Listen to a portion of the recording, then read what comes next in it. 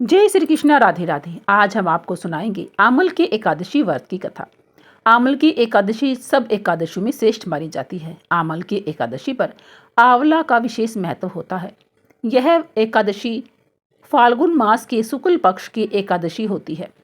इस एकादशी पर विष्णु भगवान आंवले के वृक्ष में वास करते हैं, इसलिए हमें आंवले के वृक्ष के नीचे बैठकर विष्णु भगवान की पूजा अर्चना करनी चाहिए।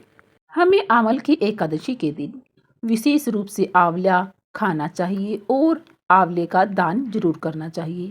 इस दिन आंवले का विशेष रूप से महत्व होता है। हमें आंवले के वृक्ष की पूजा अर्चना भी करनी चाहिए। इसीलिए ही इस एकादशी को आमल की एकादशी भी कहते हैं। आइए अब हम शुरू करते हैं अपने एकादशी व्रत की कथा। मानदाता के प्रश्न का उत्तर दिया वशिष्ठ जी ने। जाने जग संसार आमल की व्रत है श्रेष्ठ। एक बार राजा मानदाता ने महर्षि वशिष्ठ जी से पूछा, हे गुरुदेव, यदि आप मुझ पर प्रसन्न हैं तो किसी ऐसे व्रत का विधान मुझसे कहो जिससे मेरा कल्याण हो। वशिष्ठ जी ने कहा, हे राजन, सब व्रतों में उत्तम और सब व्रतों का फल प्रदान करने वाला आमल की एकादशी का व्रत है। यह सब व्रतों में श्रेष्ठ है, सो वह मैं तुम्हारे सामने वर्णन करता हूँ। फाल्गुन माह की शुक्ल पक्ष की एकादशी का नाम ही आमल की एकादशी है। इस व्रत के करने से संपूर्ण पाप नष्ट हो जाते हैं।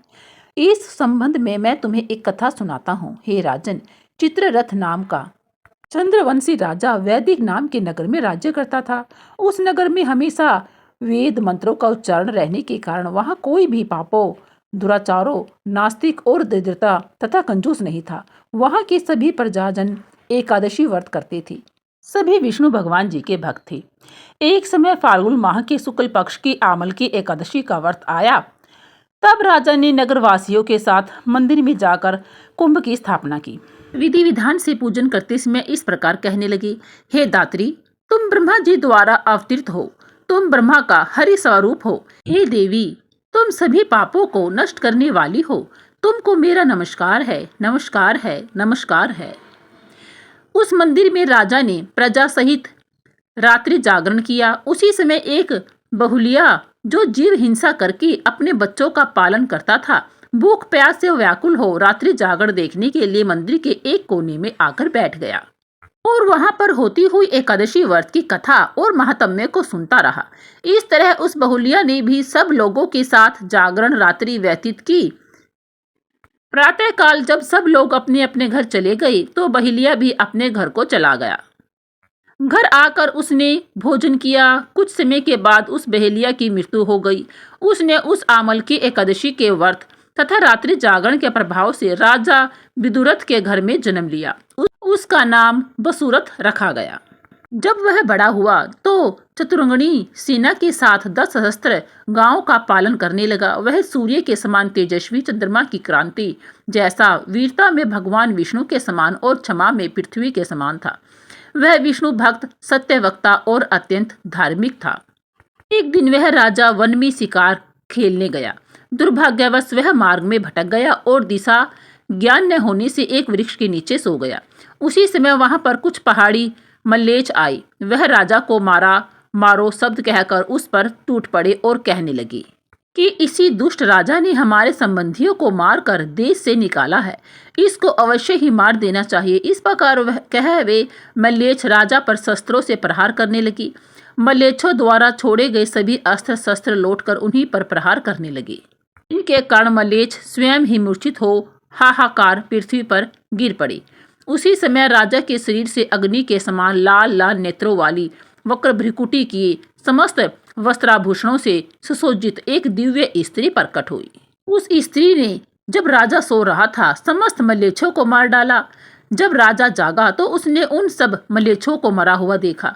विचार किया कि इन शत्रुओं को मारने वाला मेरा इस वन में ऐसा कौन हितैषी रहता है जिसने इन सबको मार डाला है। जब राजा ऐसा सोच रहा था तभी आकाशवाणी हुई कि हे राजन, इस संसार में तेरी रक्षा स्वयं श्री भगवान विष्णु के अतिरिक्त और कौन कर सकता है। इस भविष्यवाणी को सुनकर राजा अपने नगर को वापस चला आया और सुखपूर्वक अपने राज्य में राज्य करने लगा। महर्षि वशिष्ठ जी ने कहा, हे राजन, आप एकादशी व्रत करने वाले परमात्मा के परम भक्त हैं। अतः माता जगदम्बा महेश्वरी द्वारा आपकी रक्षा हुई है। यह सब उसी आमल की एकादशी के व्रत के प्रभाव से ही हुआ था। जो मनुष्य आमल की एकादशी का व्रत करते हैं वे निश्चय ही प्रत्येक कार्य में सफलता प्राप्त कर अंत में मोक्ष प्राप्त करते हैं। इस व्रत की विशेष विधि में स्नान करके एक कलश जल से भरकर चंदन आदि सुगंधित पदार्थों से युक्त करके भगवान के मंदिर में जाकर श्री आंवले के वृक्ष के छाया में बैठकर पूजा करनी चाहिए। परशुराम श्री हरि विष्णु जी की पूजा करते हुए प्रार्थना करे, जागरण करे और एक ब्राह्मण को भोजन अवश्य कराए। इस दिन आंवले को खाया जाता है, दान किया जाता है, आंवले की पूजा की जाती है, आंवले से ही श्री हरि विष्णु का श्रृंगार किया जाता है। इस प्रकार यह कथा यहीं पर समाप्त होती है। आपको यह कथा कैसी लगी प्लीज़ हमें कमेंट बॉक्स में ज़रूर बताइए। लाइक करें, शेयर करें, सब्सक्राइब जरूर करें। बोलिए राधे राधे, कृष्णा कृष्णा। श्री हरि विष्णु भगवान की जय हो।